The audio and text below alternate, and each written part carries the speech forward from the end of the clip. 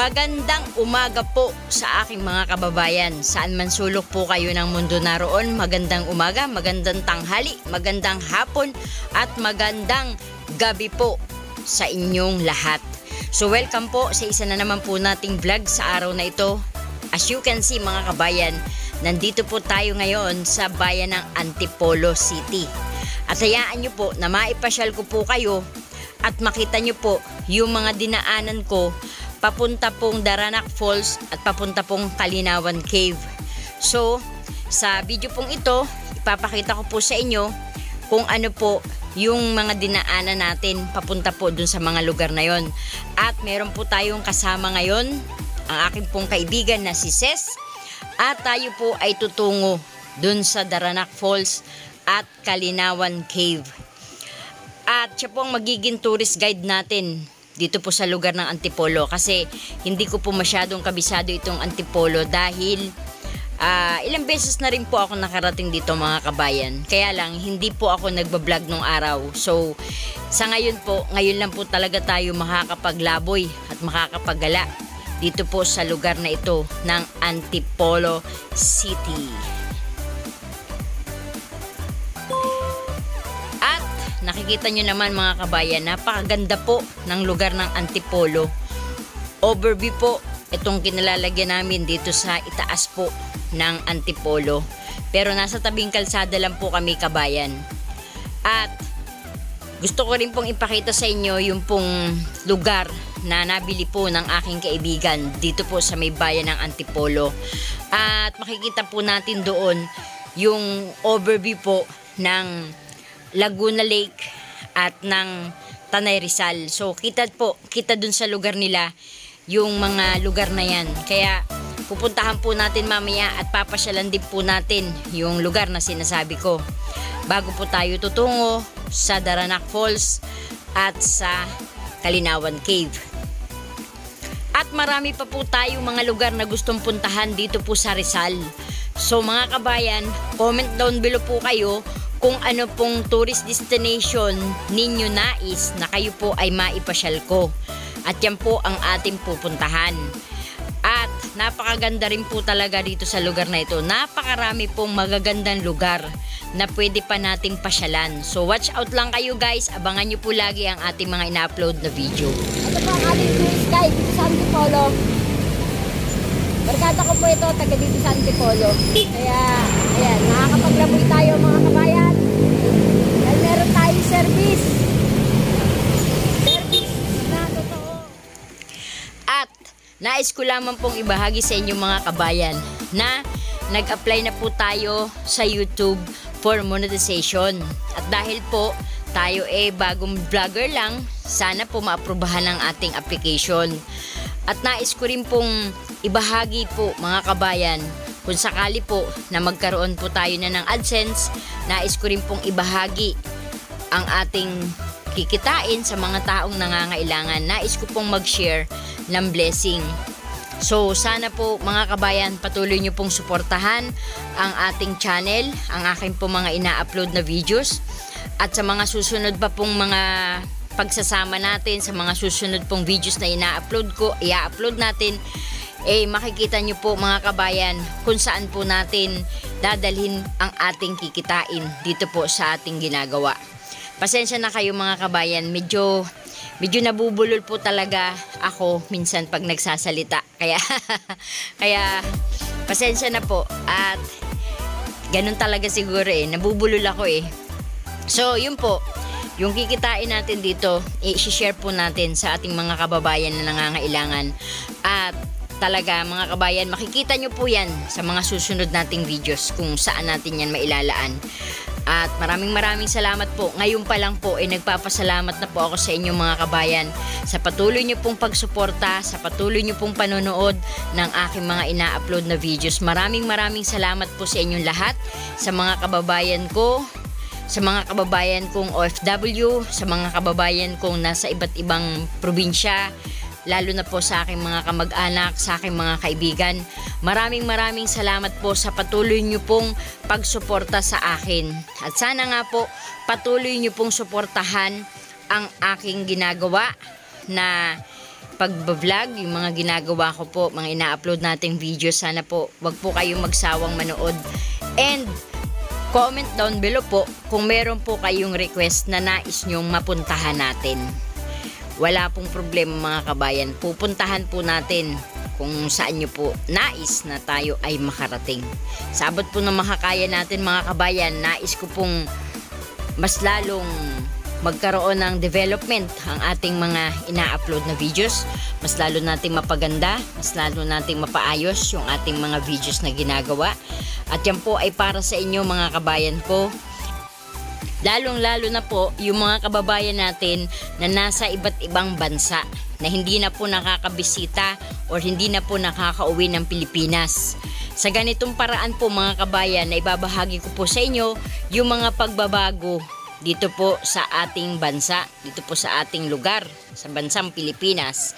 At alam ko po mga kabayan na marami na rin naman pong vlogger na kumbaga siguro na nakuna na rin nila itong mga ganitong lugar. Siyempre, iba-iba rin naman po yung aming mga taga-subaybay, taga-suporta. So, para po ito sa mga subscribers ko, para po ito sa mga patuloy na sumusuporta po sa ating channel. Maraming pong salamat sa inyong lahat mga kabayan.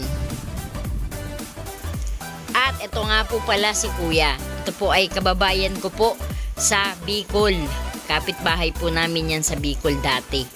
At nakita ko nga po siya dito po sa lugar ng Antipolo. Accidentally. Coincidence po na nakita ko po siya dito. Kaya shout out sa iyo Kuya. So andito po kami sa Morong Rizal.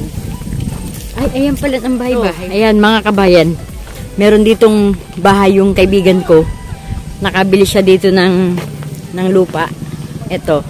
Kaya ayan ang kanyang bahay-bahay. So, yun, yung meron siya dyan tumatao. Yan yung kanyang tumatao dyan. Wow, ang ganda. Wow. Wow. Yun po, mga kababayan. Yung nakikita nyo na yun, na bundok na yun, Laguna Lake na daw po yan. So, ayan o, kung makikita nyo, diba, parang dito, tanaw na tanaw, parang dito, kita nyo siya. Parang ang lapit lang. Pero pagka dumaan kayo sa kalsada, ang layo pala. Diba? Hindi lang natin masyado makita kasi marami mga puno. Tanay, akyatin natin yun. Tanay, dun tayo aakyat. Pag ganun, dadaanin mo pag ganun. Ay layo ano, grabe ano. Pero pag nandito ka parang ang lapit lang. Pero malayo yan. Pagka nasa kalsada ka na, malayo. Ayun, may bahay dun oh, sa taas oh. Galing, ganda. Eh mga kabayan, nakita nyo, diba? Nandito tayo sa tuktok ng burol ng Antipolo. Parang ang sarap nga dyan bumaba, oh. Tabi-tabi ko. Malinis eh. Malinis, oh. Ano to eh? Pag bumaba ka dyan, ano yan? Ha? Kalsada pag bumaba ka. Kalsada ng ano yan? Proper ng Morong, diba? Jollibee ng Morong. Simbahan ng Morong. Ay, ganun. Okay po. Punta tayo ngayon sa Tanay Rizal, kabayan. Punta kami ng Tanay. Let's go!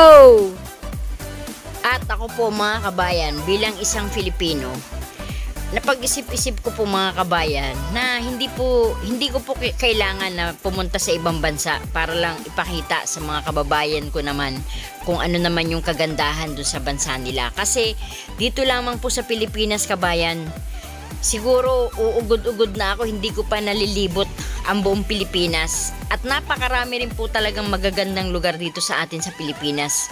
Sa Bicol po, sa totoo lang kahit ako po ay taga Bicol, marami pa rin po akong lugar na hindi napupuntahan sa Bicol. Aminin man natin yan mga kababayan, kahit po tayo ay taga doon mismo sa lugar kung saan po tayo pinanganak at kung saan po tayo lumaki. Aminin po natin mga kabayan, na kahit po taga doon tayo, hindi pa rin po natin napupuntahan o nalilibot yung lugar na yon kung saan po tayo pinanganak at kung saan po tayo lumaki. At kung hindi nga lang po dahil ako ay nagbablog or hindi po ako naging vlogger, siguro hindi ko po talaga mapapansin at hindi ko rin po mapupuntahan yung magagandang lugar dito po sa Pilipinas, dito po sa atin sa Pilipinas. Kasi meron po akong mga napuntahan din dyan po sa may parteng Bicol, sa Tabaco, Albay. Napakarami rin po magagandang lugar dyan mga kabayan.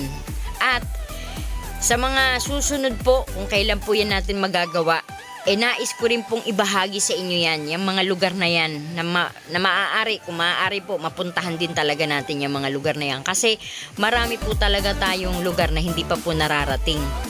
At ngayon po, sa mga susunod na buwan po mga kabayan, pupunta po tayo sa Dumaguete, sa Cebu, at sa Siargao. So papasyal din po tayo dyan sa mga lugar na yan. Sa totoo lang talaga kabayan, kahit dito po sa Antipolo, hindi natin kayang libutin ito ang buong Rizal po.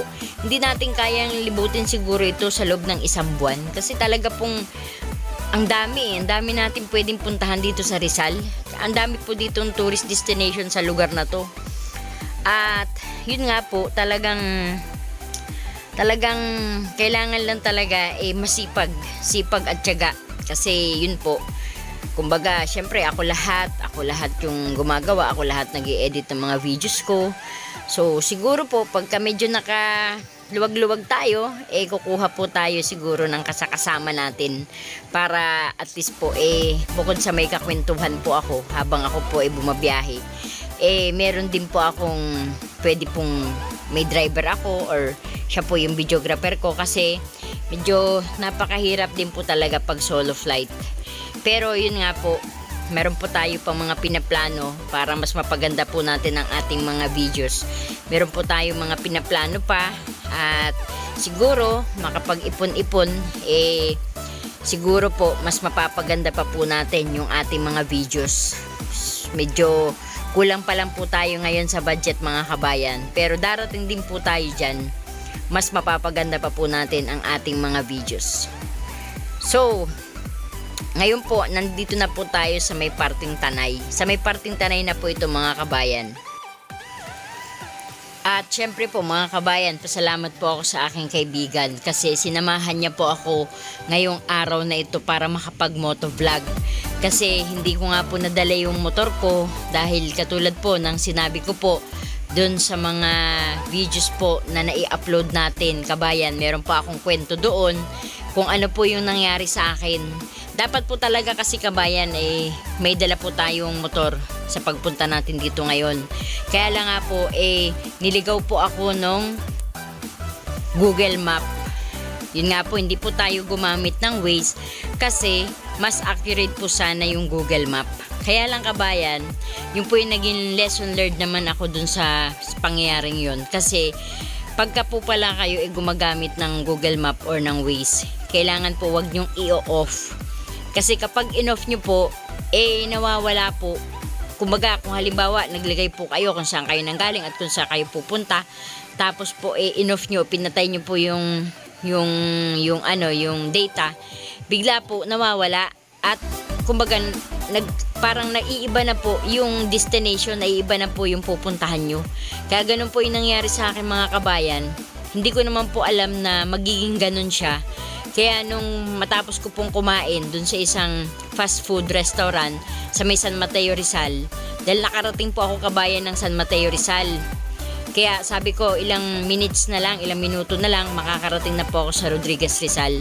Dahil yung pong una natin pinuntahan po ay dun po sa may Avilon Zoo. So yun, sa kasamaang palad hindi po tayo nakarating sa Avilon Zoo nung tayo po ay nagmo-motovlog.